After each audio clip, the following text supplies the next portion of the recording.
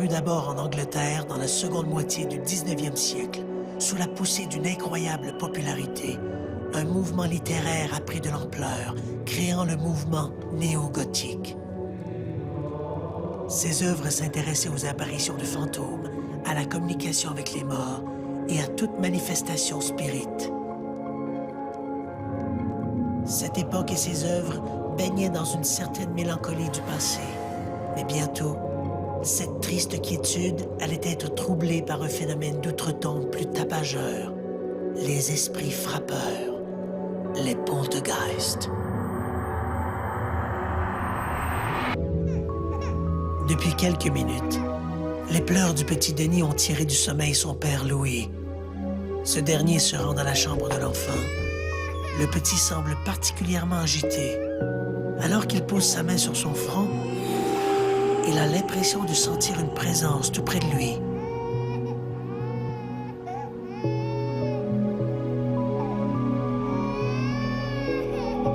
Il se retourne et distingue alors une forme humaine dans l'embrasure de la porte. La chose est blanche et diaphane.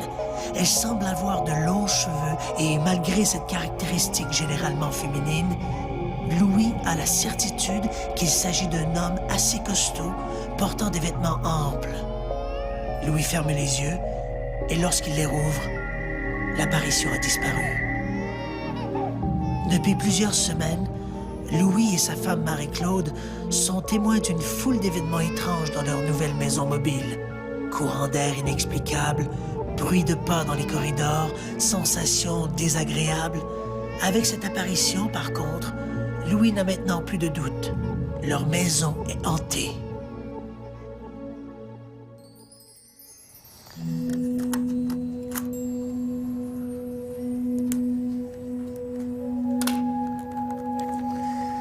Fantômes et poltergeists.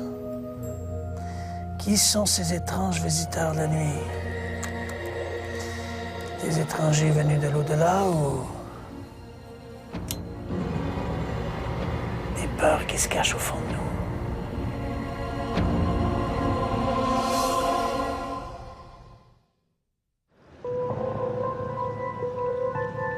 On raconte que dans la ville d'Athènes, un siècle avant notre ère, il y avait une maison que l'on disait hantée par le spectre d'un vieil homme dont les mains et les pieds étaient liés par des chaînes de fer. On disait aussi qu'un homme était mort de peur en le voyant. Dans l'Antiquité, on craignait de traverser d'anciens champs de bataille, de peur d'y rencontrer des âmes errantes. Les fantômes et les lieux hantés avaient déjà à cette époque leur assise. Lorsqu'on demande ce qu'est un fantôme, il est toujours difficile de répondre à une telle question, parce que les gens ont tous leur opinion personnelle sur ce qu'est ou devrait être un fantôme. Pour la plupart des gens, c'est une manifestation d'un être humain décédé. Pour d'autres, il s'agit de la manifestation d'une entité en elle-même, divine ou satanique, angélique ou démoniaque. Mais pour la plupart des gens, c'est la manifestation de quelqu'un qui est décédé. Dans des sociétés où on vénère l'ancêtre, des sociétés dites primitives, on comprend que les manifestations spectrales sont souvent perçues comme étant honorifiques. C'est une sorte d'acquiescement d'outre-tombe à quelque chose qui se passe dans notre monde physique. En Occident, par contre, le phénomène de manifestation spectrale a quelque chose de beaucoup plus inquiétant, ou a été perçu comme beaucoup plus inquiétant pendant très longtemps, et ce, à cause peut-être du christianisme. On comprend que les âmes errantes ne peuvent venir que du purgatoire, donc par conséquent être impures. Il y a même certains groupes fondamentalistes qui perçoivent encore les manifestations spectrales comme étant quelque chose de tout à fait diabolique. Mais on peut dire que de façon plus générale, on conçoit que le phénomène des apparitions spectrales sont des âmes errantes de personnes qui ont vécu, donc des décédés, des défunts qui se manifestent au-delà de la tombe. Sur un plan plus technique, les apparitions de fantômes ont commencé à faire l'objet d'études sérieuses seulement dans la deuxième moitié du 19e siècle. Lorsqu'on s'intéresse à l'histoire scientifique des chasseurs de fantômes, on peut dire que les choses ont commencé avec l'intérêt de la cour britannique pour un cas comme celui du Demon Drummer Tedworth vers la fin du 18e siècle. De manière plus réaliste, on peut dire que l'histoire a vraiment commencé avec la formation du Ghost Club Society à l'Université Cambridge en 1851. C'est vraiment là qu'on a, en quelque sorte, établi le ton pour tous les groupes qui gravitaient autour de ces questions, comme la Société pour la recherche psychique, qui deviendra la Société américaine pour la recherche psychique. Ce sont eux qui ont vraiment établi les règles pour étudier les phénomènes dans une perspective vraiment scientifique, et non plus en se fondant sur des croyances religieuses. 120 ans de recherche nous enseignent que plus de 85% de la population mondiale croit en l'existence des fantômes. Nous savons aussi qu'il y a plus de 1000 apparitions signalées chaque jour sur le globe. De ce nombre, seulement 2% résisteront aux enquêtes, la presque totalité des manifestations étant explicables par des causes naturelles ou artificielles. Mais c'est ce 2% d'inexplicables qui rend perplexes les chercheurs. Il apparaît également que ces soi-disant manifestations se divisent en 3 catégories distinctes: les apparitions, les maisons hantées et les poltergeists. Je fais la distinction entre les fantômes et les esprits. Et c'est la langue qui pousse à faire cette distinction. Les fantômes et les esprits, ça roule tout naturellement sur la langue. Un fantôme est une entité généralement reconnaissable par quelqu'un. Par exemple, vous apercevez l'image de votre vieil oncle, décédé il y a quelques années dans un accident de voiture. C'est une apparition, vous le reconnaissez. C'est reconnaître un personnage connu dans une forme non corporelle. Il peut s'agir de quelqu'un que vous ne connaissez pas, mais dont les traits sont reconnaissables. Là, vous avez affaire à un fantôme.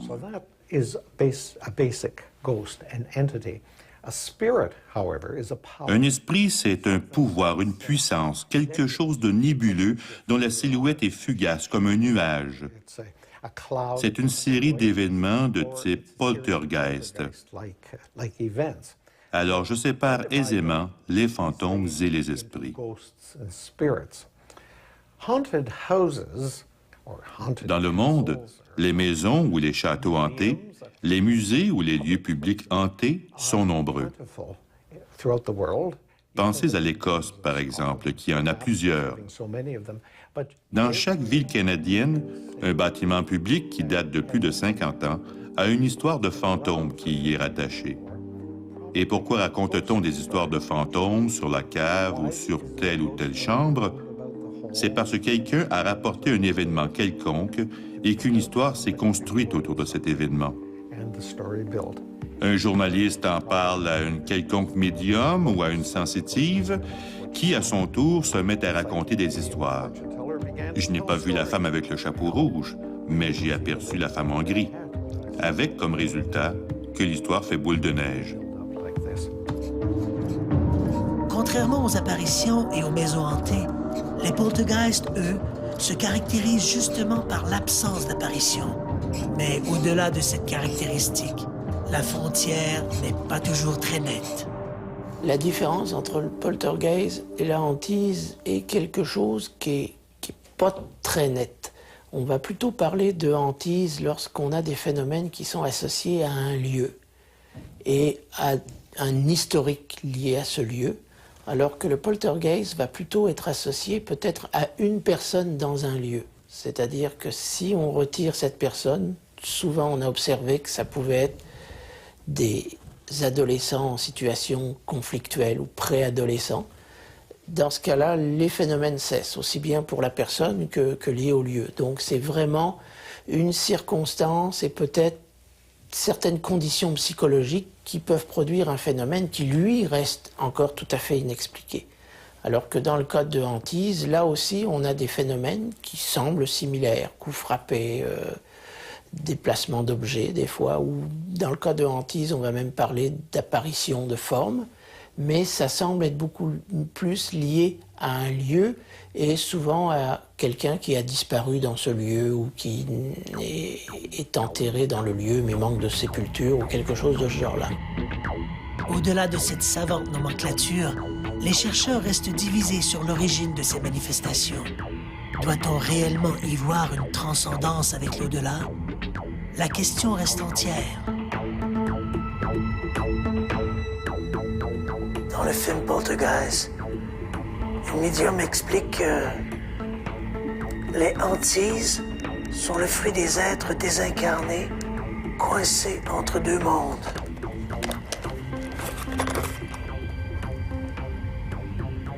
Si cette explication demeure la plus populaire, qu'en pensent les experts? Les premières recherches scientifiques sur les phénomènes de hantise remontent à la fin du 19e siècle. À cette époque, c'est surtout les médiums et leurs tables tournantes qui ont la cote. Et c'est à travers eux que les premières investigations se font. Bientôt, des groupes et des sociétés dédiées à l'étude de ces phénomènes se forment. Leurs méthodes et leurs équipements se raffinent. Aujourd'hui, les vieux appareils photo ont été remplacés par des caméras numériques auxquelles s'est ajoutée la quincaillerie des spectromètres, viseurs thermodynamiques et autres jouets sortis tout droit de l'arsenal de Ghostbusters. Au gré de ces enquêtes, les chercheurs se divisent et se regroupent sous deux différentes bannières. Les uns favorisant l'au-delà, les autres quelques pouvoirs psychiques encore inconnus de la science.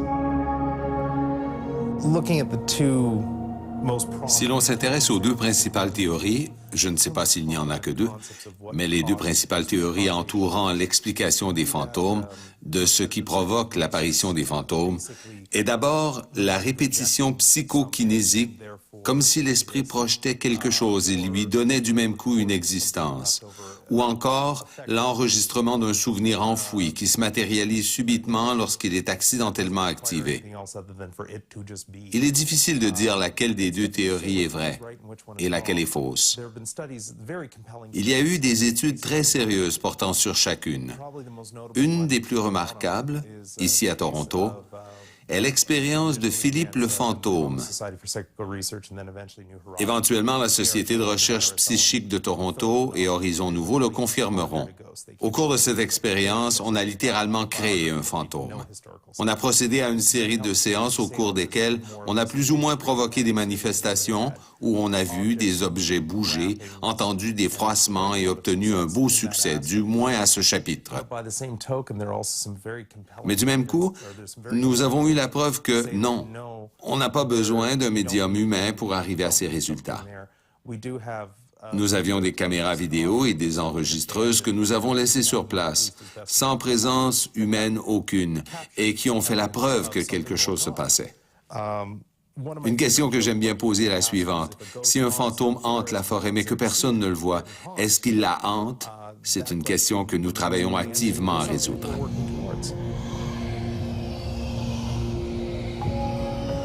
Lorsque l'on parle de manifestations de fantômes, c'est immédiatement l'idée de la maison hantée qui nous vient à l'esprit. Ce sont des sortes de rest area pour des âmes en panne. Si c'est vrai que c'est un sujet à peu près inépuisable pour le cinéma, il est quand même important de se demander qu'en est-il dans la réalité. Une maison hantée est un endroit où un fantôme aime habiter. Point final. Et dans la plupart des cas, si vous avez affaire à une maison hantée, eux aiment y habiter. Mais ils n'aiment pas du tout que vous y habitiez, et ils le font savoir très clairement. Il y a plusieurs gens très bien qui se sont fait pousser dans l'escalier parce que du point de vue du fantôme, ces gens n'étaient pas propriétaires de cette maison. Elle appartenait toujours au fantôme.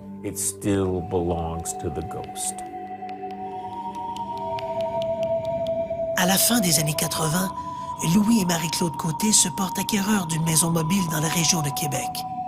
La construction est relativement récente et les nombreux aménagements réalisés par l'ancien propriétaire plaisent au jeune couple. Mais son bonheur est de courte durée.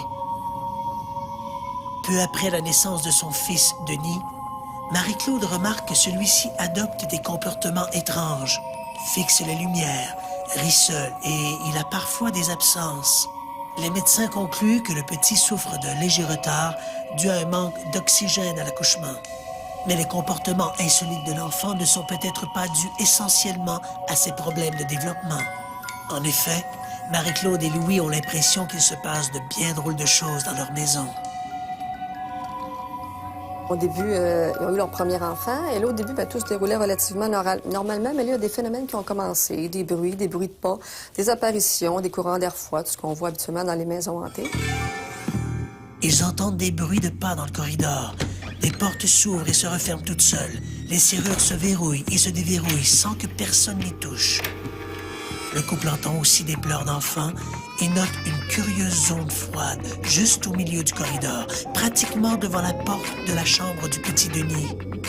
Un soir, alors qu'il se trouve au chevet de son fils, Louis observe dans l'embrasure de la porte une forme blanche qui rappelle vaguement un homme aux longs cheveux et vêtu comme un moine. Ce personnage fantomatique sera également observé par Marie-Claude. Au début de 1993, le couple contacte Mireille Thibault, une jeune femme de la région, bien connue pour son intérêt pour les phénomènes paranormaux. La Ghostbusters, qui est aussi titulaire d'un baccalauréat en psychologie, entreprend de documenter l'historique des lieux via les journaux et les archives municipales. Sans résultat. Pendant l'enquête, ben là, d'abord, on regarde. Premièrement, on note les phénomènes. Quand est-ce que ça a commencé? Est-ce qu'il peut y avoir un événement relié au début des phénomènes, par exemple? Est-ce que c'est relié à un endroit dans la maison, à une des personnes de la maison, par exemple, un peu plus? Le petit garçon aîné de la famille avait comme des tendances autistiques. Okay? Il était un peu retiré, il n'était pas tout à fait... il avait un peu de retard. Et lui, il semblait au cœur des phénomènes. Il brassait son lit quand les phénomènes commençaient. C'était comme un indice qu'il sentait quelque chose qui se passait dans la maison. Et ben, au niveau de l'enquête, on a essayé de voir si historiquement, il se passait quelque chose. Mais la maison n'était pas très vieille. Il n'avait pas été installé sur les lieux depuis très longtemps. Alors, historiquement, on n'a pas retrouvé grand-chose. Après 3 mois d'enquête, Mireille Thibault s'avoue incapable d'expliquer les manifestations. Des traces de moisissures ont bien été découvertes à certains endroits, mais il est peu probable que ces organismes soient responsables d'hallucinations. Quant à la possibilité qu'il puisse s'agir d'un revenant, personne n'a encore percé le secret de son identité. Dans les phénomènes de hantise, comme dans le cas de Louis et de Marie-Claude, les enquêteurs cherchent souvent dans le passé des lieux une personne qui serait morte de façon brutale, comme la victime d'un meurtre, par exemple. Le danger dans cette approche, c'est d'accepter que le défunt identifié et le fantôme ne soient qu'une seule et même personne sans autre confirmation. Les parapsychologues se méfient de plus en plus de ces associations post-mortem. Dans la plupart des cas, les apparitions sont associées à des lieux. Il peut s'agir d'une maison, d'un édifice public, d'un cimetière ou même de terrain. Qu'on pense par exemple au terrain où s'est déroulée la bataille de Gettysburg en Pennsylvanie, l'un des épisodes les plus sanglants de la guerre de sécession. C'était en 1863. Aujourd'hui, ces terrains ont la réputation d'être hantés. Qu'il s'agisse de maisons, comme dans le cas de la maison de Louis et de Marie-Claude Côté, ou qu'il s'agisse de terrains, comme à Gettysburg, on voit que les apparitions semblent tributaires du théâtre de leurs manifestations. Dans le cas des apparitions de crise, donc des apparitions qui surviennent au moment du décès d'une personne, alors c'est plutôt l'observateur qui semble directement visé à ce moment-là. En 1952, les parents de la petite Eva Roy divorcent. La fillette est alors placée de famille d'accueil en famille d'accueil. Les années passent et l'enfant a l'impression qu'on la délaisse. Finalement, elle est confiée à la garde de ses grands-parents qui habitent Victoria. En compagnie de ses aïeuls, la petite Eva reprend goût à la vie. Son grand-père se montre particulièrement attentif. Le seul moment de joie dans son enfance dont elle puisse se souvenir est celui où elle a eu la permission de vivre avec son grand-père. C'était un homme gentil qui fumait la pipe et qui prenait le temps d'écouter ses petites histoires d'enfants. Malheureusement, il vieillissait et il était malade et il ne pouvait plus s'occuper d'elle. Alors on lui a trouvé un autre foyer d'accueil, puis ses parents l'ont reprise. En 1964, Eva, qui est maintenant âgée de 14 ans, retourne donc vivre avec son père, qui s'est remarié. La nouvelle famille recomposée vit dans une petite ville de la Colombie-Britannique, loin de la côte, loin de Victoria. Son grand-père lui manquait vraiment. Et même s'il avait entendu dire qu'il n'allait pas très bien, elle a éprouvé un grand choc à la nouvelle de sa mort.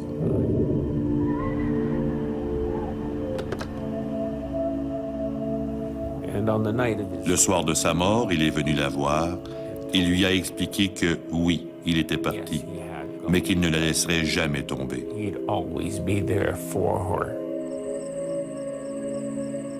Et le grand-père va tenir sa promesse. Chaque fois qu'elle aura à faire face à un dilemme, Eva aura l'impression d'être guidée dans ses choix par la voix de son grand-père tant aimé. En 1985, Andrea Lancaster vit avec sa famille à Maple Ridge. Les Lancaster vivent des moments difficiles alors qu'une vieille tante se meurt en Angleterre. À chaque fois que le téléphone sonne, tous redoutent qu'il s'agisse du terrible appel qui leur annoncera le décès de la moribonde. Un soir, Andrea se met au lit. Un beau jour, Andrea s'éveille et aperçoit sa tante dans l'embrasure de la porte entr'ouverte du caveau familial. Une moitié de son corps à l'intérieur, l'autre moitié à l'extérieur du caveau. Elle lève alors la tête et dit « Je suis tellement malade. Je n'ai qu'un seul désir, c'est de mourir. Mais j'ai peur de vous laisser, ton père et toi. » Aussitôt après, l'apparition redevient floue et disparaît. 3 jours plus tard, les Lancaster apprennent la nouvelle. Tante Doris est morte, à peu près à l'heure où Andrea a fait l'expérience de cette étrange projection de l'au-delà. Comment font foi ces histoires? Les apparitions de fantômes peuvent survenir de manière très différente en fonction des lieux et des témoins. C'est probablement ce qui rend compliqué l'élaboration d'une théorie unique.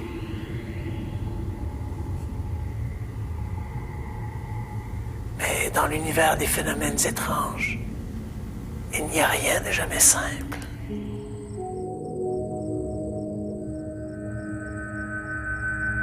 Lorsque l'on enquête sur les phénomènes de hantise et d'apparition, toutes les avenues doivent être explorées. Il faut se rappeler que, dans ce genre d'enquête, l'hypothèse surnaturelle ne doit être retenue qu'une fois toutes les autres hypothèses épuisées. La première attitude à adopter, c'est le doute systématique. Donc, remettre en question les témoignages sans tomber nécessairement dans ce nihilisme qui consiste à tout nier en bloc. Il faut apprendre à séparer ce qui est objectivable, donc ce qui est mesurable par des appareils de mesure, des appareils photo, des caméras, etc., et la perception du témoin, par exemple, un sentiment d'inconfort dans un lieu. Une fois qu'on a fait ce tri, il faut apprendre à faire du cas par cas, en se rappelant toujours que l'objectivité à 100% est à peu près impossible.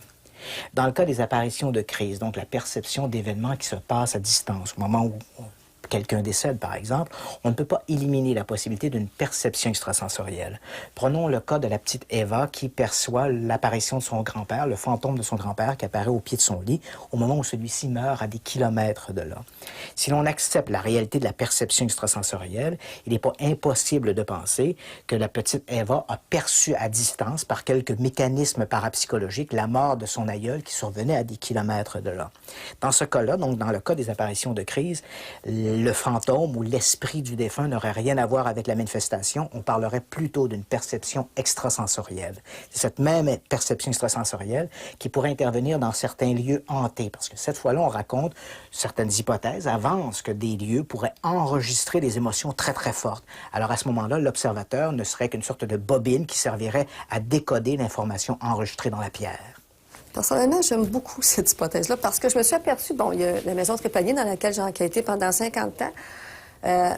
On a trouvé l'histoire de cette maison-là. Il y a eu énormément de phénomènes. C'était un plaisir fou d'étudier cette maison-là. Et là, à un moment donné, je me suis dit, bon, la fameuse théorie veut que le fantôme soit là pour dire un message. Bon, oubliez ça, il n'y en a pas de message. Les phénomènes sont aléatoires, ça dit rien, c'est rien de précis. Quand on est prêt à les écouter, les appareils sont installés, ça dit rien, t'arrives là avec rien, puis oups, ça cogne dans les murs. Alors, on oublie ça, le message. Et je me suis aperçue que les phénomènes ressemblaient à des choses qui avaient dû se produire jadis. On entendait une clenche de porte. Il n'y en a plus de clenche de porte, mais il y en a eu jadis. On entend des bruits de pas comme quelqu'un qui se déplace. Elle vient pas vers moi, elle vient pas me voir, elle vient pas me dire un message, elle passe. Okay? Même les apparitions, ça se déplace. Tu vois une ombre noire qui descend l'escalier, bon... Oui, puis il n'y a pas de message. Il y a quelqu'un... Et ça sent... Et on a vu des... on a reconnu des gens du passé, dans ce cas-là en particulier. La dame témoin m'a décrit un personnage courbé avec un chapeau et tout ça. Et dans l'enquête historique, je me suis aperçue que oui, c'était un ancien résident. En tout cas, ça ressemblait pile pour pile à un ancien résident. Mais il ne venait pas dire de message. Il n'est pas mort dans le drame. Tu sais, il n'y a rien qui correspond à la thèse habituelle, sauf que Tout ressemble, effectivement, c'est comme si on attendait ce qui pouvait se passer jadis, ou même voir ce qui se passait jadis, sans qu'il y ait une volonté fantomatique derrière le tout. Depuis quelques années, nous savons aussi que des causes environnementales peuvent être à l'origine de certaines visions. Grâce aux travaux du Dr Michael Persinger, un scientifique attaché à l'Université Laurentienne en Ontario, on sait maintenant que l'intensité des champs magnétiques peut affecter notre perception cognitive. En laboratoire, Persinger et ses collègues ont été en mesure d'amener certains sujets à vivre des expériences anormales, et ce, uniquement en stimulant leur cerveau par des champs magnétiques irréguliers. Ce que nous avons découvert, c'est que si entre 2 heures et 4 heures du matin, il y a une stimulation magnétique appropriée, qu'elle provienne d'une activité géomagnétique ou d'une tension tectonique qui stimule en particulier l'hémisphère droit du cerveau, les sujets vivent l'impression d'une présence. Ils se réveillent et ont le sentiment qu'il y a quelqu'un à proximité. Ils peuvent éprouver des stimulations corporelles. Les hommes ont tendance à éprouver des stimulations anales, les femmes des stimulations utérines. La raison étant que la zone cérébrale stimulée est en lien direct avec les organes internes, l'anus et l'utérus. Vous avez l'impression de flotter. Vous pouvez même avoir l'impression qu'une présence vous touche, généralement du côté gauche. C'est une sensation très, très puissante, souvent plus forte qu'une expérience de somnambulisme.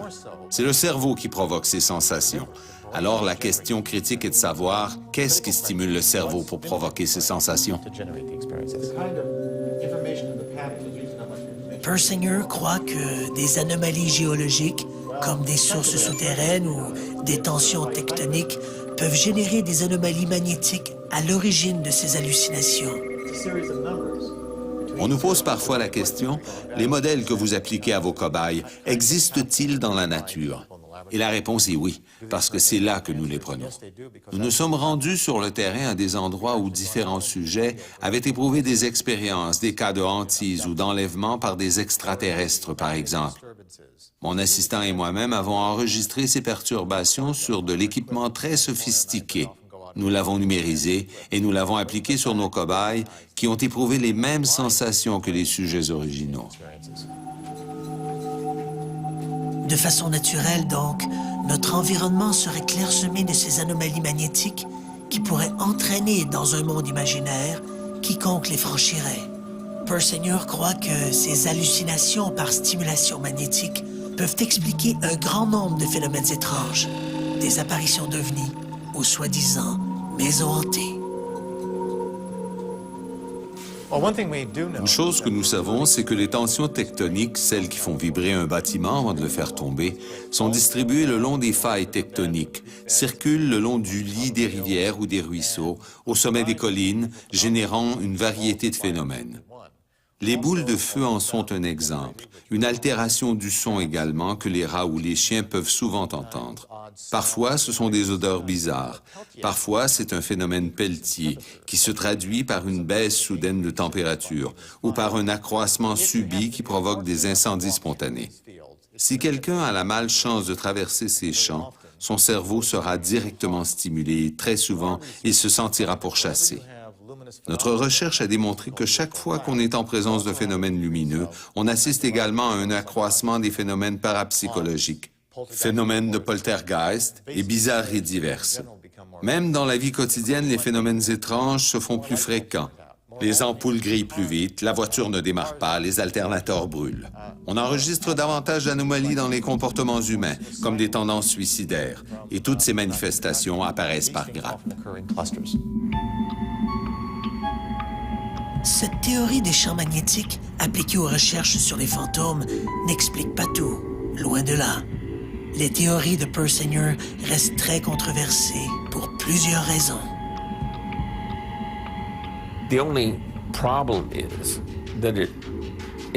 Le problème, c'est qu'on ramène tout à une seule cause simpliste. La panoplie des fantômes est une des plus larges, des plus complexes et des plus intrigantes tapisseries qu'il m'ait été donné d'observer. Et on voit toujours un petit scientifique ici ou là qui vient expliquer que c'est comme ci ou que c'est comme ça. Et pourtant, la trame tient toujours. Persinger a peut-être partiellement raison, mais c'est uniquement une petite pièce du casse-tête.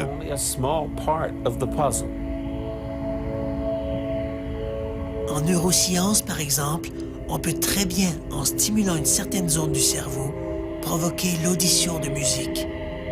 Cela ne signifie pas que toutes les musiques proviennent d'une stimulation électrique du cerveau et que les orchestres n'existent pas. L'hypothèse de Persinger n'explique pas non plus comment plusieurs personnes peuvent voir le même fantôme, par exemple. J'ai amené l'étude de Persinger chez les sceptiques du Canada, regroupés à Toronto, et qui voulaient avoir mon opinion, leurs membres souhaitant avoir de meilleures données, de meilleures informations. Je leur ai demandé « Que pensez-vous de l'idée qu'un champ électromagnétique ambiant puisse provoquer des hallucinations au point que quelqu'un puisse croire que sa maison est hantée? » Au bout du compte, plusieurs membres ayant une expertise en électricité ont conclu qu'il serait pratiquement impossible de réunir la bonne combinaison contrôle, lieu, cause. Effectivement, il y avait là des gens qui étaient sceptiques à propos des travaux de Persinger, ce que je trouve plutôt original. Nos propres études, lorsque nous allons sur des lieux hantés et que nous prenons des lectures de température, de moyenne et de contrôle des champs magnétiques ambiants, n'ont jusqu'à maintenant montré absolument aucune corrélation entre les champs électromagnétiques et le phénomène des maisons hantées. L'un n'a rien à voir avec l'autre. Les recherches sur les phénomènes de hantise n'ont pas encore donné de réponse définitive à ces manifestations. L'avènement de nouvelles technologies et la compréhension de phénomènes naturels marginaux ont pavé la voie à certaines explications, sans toutefois fermer la porte à une possible manifestation de l'au-delà. Le débat reste donc entier.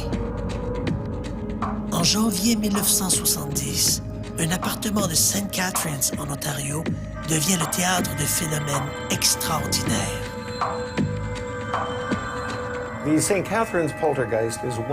Le poltergeist de St. Catherine est un cas que je n'ai pas étudié personnellement, mais c'est un cas très célèbre chez les gens qui s'intéressent au commerce de la parapsychologie.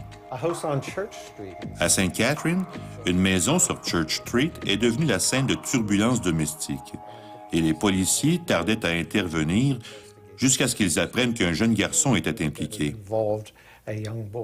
Alors, un certain nombre d'officiers de police se sont présentés à cette maison et ont découvert qu'il s'y passait des choses étranges. Les portes s'ouvraient et se fermaient toutes seules. L'entrée électrique était correcte, mais quand le jeune garçon était dans une pièce, les ampoules s'éteignaient et se rallumaient toutes seules. On entendait des bruits, mais quand les officiers de police ont fait leur enquête, ils n'ont rien découvert. Pendant plusieurs semaines, John et Barbara Page, ainsi que leur fils de 11 ans, Peter, réussissent à garder ces événements loin des médias, mais le 12 février 1970, un journal local, The Standard, fait sa une de ces événements. La manchette déclenche un véritable cirque médiatique. Tous veulent en savoir davantage sur ces phénomènes inexplicables. Pour les Page, la situation est insupportable. Ils quittent St. Catharines pour aller loger à Montréal. Durant leur séjour, ils n'observent aucun phénomène particulier, ni en présence de Peter, ni en son absence. Et lorsqu'ils reviennent dans leur appartement de Church Street, tout semble être définitivement rentré dans l'ordre. Ces étranges manifestations semblent bel et bien terminées. Les Page ne rapporteront aucun autre incident insolite. Le mot poltergeist d'origine allemande signifie « esprit tapageur ». Pourtant, selon les spécialistes, ces manifestations sont celles où l'intervention d'une entité extérieure demeure la plus incertaine.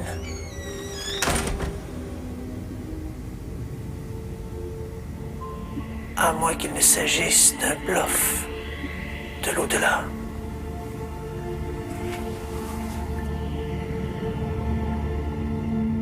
Des manifestations comme celle observée dans l'affaire de St. Catharines appartiennent au groupe des poltergeists. Ces manifestations sont parmi les plus difficiles à documenter. seulement 12% des cas sont sérieusement enquêtés par des parapsychologues. La raison de ce faible suivi réside principalement dans le fait que ces manifestations sont spontanées et ne durent jamais très longtemps. Il faut également tenir compte que, dans de nombreux cas, l'agent du poltergeist, la personne placée au centre de ces manifestations, se croit souvent elle-même possédée, d'où sa réticence à parler ouvertement de son vécu. Aujourd'hui, la plupart des experts parlent du phénomène du poltergeist comme étant une forme de manifestation sauvage de l'esprit sur la matière, un phénomène psychokinétique. C'est en fait notre relation émotive versus le monde extérieur. Généralement, on retrouve au centre de ces manifestations une personne qu'on va appeler l'agent du poltergeist.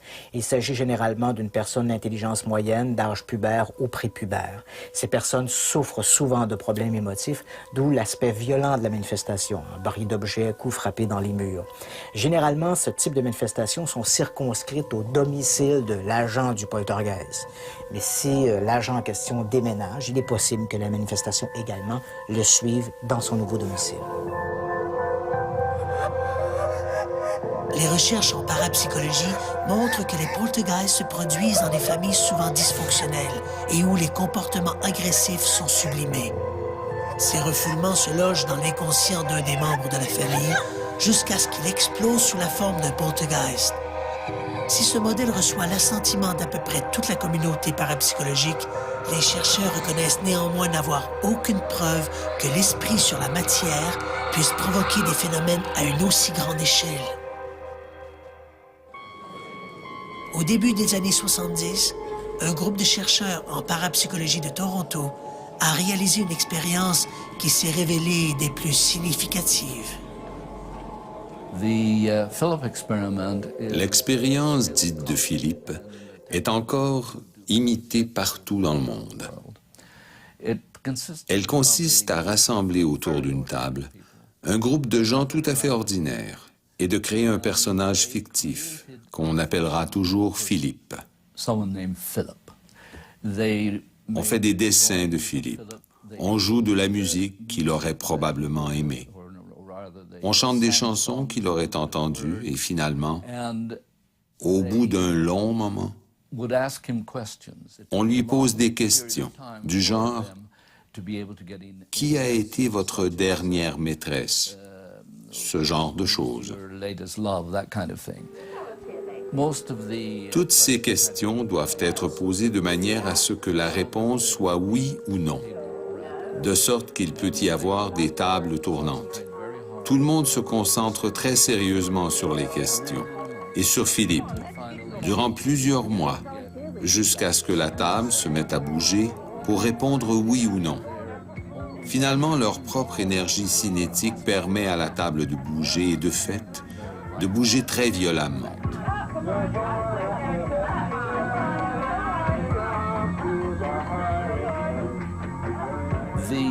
Les experts sont d'accord pour dire qu'il n'y a là rien d'un phénomène d'outre-tombe.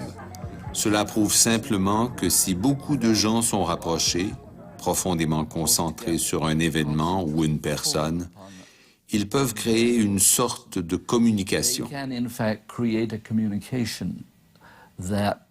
Lorsqu'on parle de séance, on évoque une conversation avec les morts. Mais il n'y a rien là de surnaturel. Il s'agit simplement de 4 ou 5 personnes qui se concentrent très fort, plusieurs fois, jusqu'à ce que dans leur propre psyché, cette personne, Philippe, prenne vie.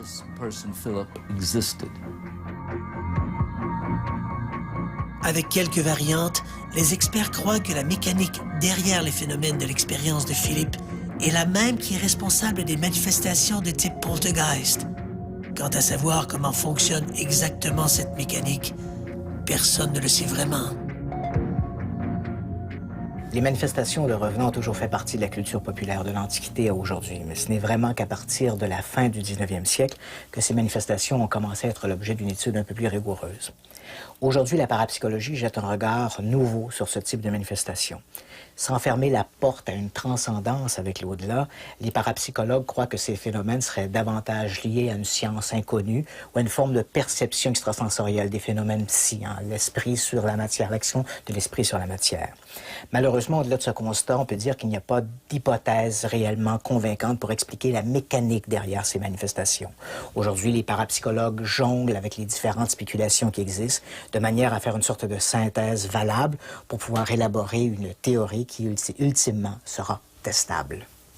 Tous les chercheurs dans le domaine de la parapsychologie, c'est sûr, n'ont pas la même vision de ce que pourraient être les phénomènes, là, puisque quand on parle de chercheurs, pour eux c'est encore hypothétique, là, ils ne sont pas dans le domaine de la croyance, ils sont dans le domaine de l'investigation scientifique, mais même dans ce domaine-là, il y en a certains qui vont penser que le phénomène paranormal peut être lié à quelque chose en relation avec la survie, donc avec quelque chose au-delà de notre existence terrestre, appelons-la comme ça, qui serait lié avec le psy. Et peut-être que le psy serait la partie apparente de cette vision dualiste du monde, la matière, esprit.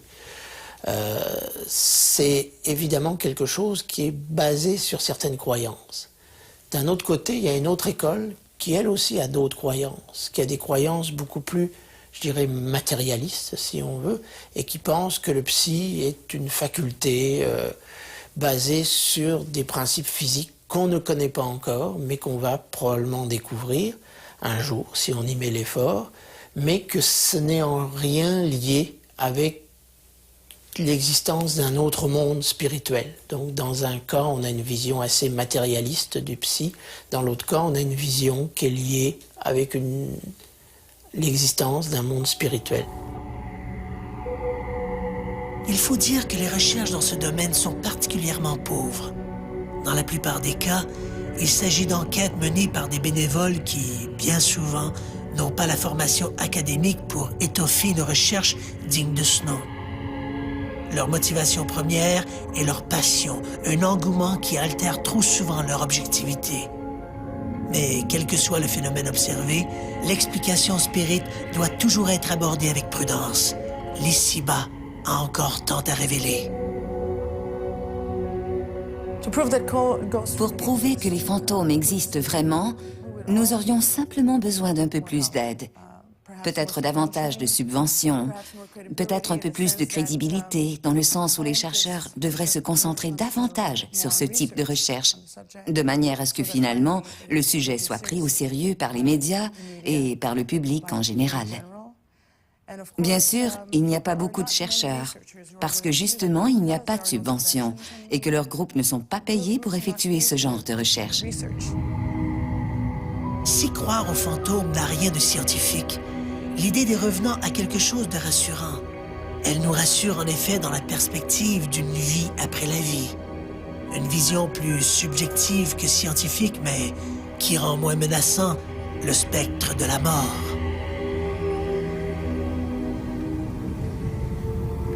Les fantômes existent, du moins par leur manifestation. Mais sont-ils des êtres désincarnés, survivant d'un univers à mi-chemin entre la lumière et les ténèbres? La science n'a pas encore de réponse définitive.